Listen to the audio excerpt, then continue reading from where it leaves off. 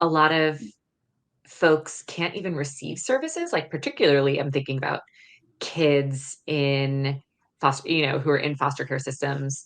You can't receive services until you are literally in foster care. And Mm. then it's required for you to be able to, like, make all these meetings. And there's also just kind of like the idea that going to a therapist physically once a week, once every other week is really hard for folks that, for any person that is lower income who might have Yeah. transportation issues, work.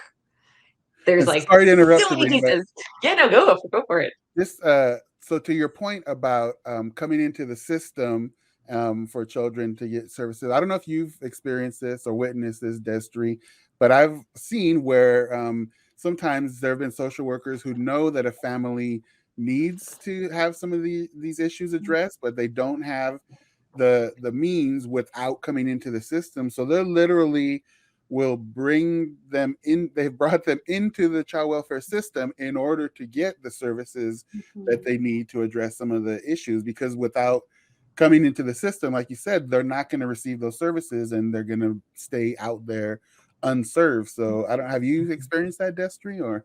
So not necessarily. I will say that I think well, being in the Midwest, we're normally more conservative, and so I think that kind of falls into like like we don't like there's a huge push in our area not to have placements. Like you do not want to place kids in foster care, which I think is a good thing.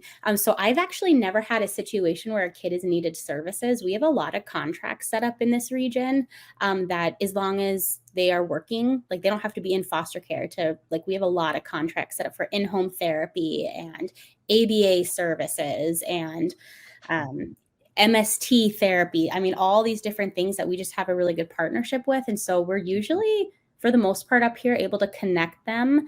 I will say that there has been a barrier where a family is like right above the cutoff for Medicaid, but they can't afford private insurance. Well, if they come into foster care, yeah, then they'll get Medicaid and then they can get it, assistance for services. And so, I try to like, I mean, could that have been an easy way to get services? Yeah, but I also know that that's just going to create this snowball effect because kids who come into care have poorer mental health outcomes, less likely to Yep. graduate.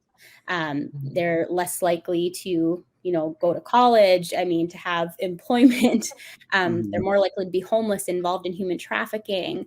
There's so many more negative things that I feel like I'd rather try to do something else. Yeah, and I wouldn't say that it's common practice that I've witnessed, Yeah. but I have witnessed it more. Yeah, me And like too. you said,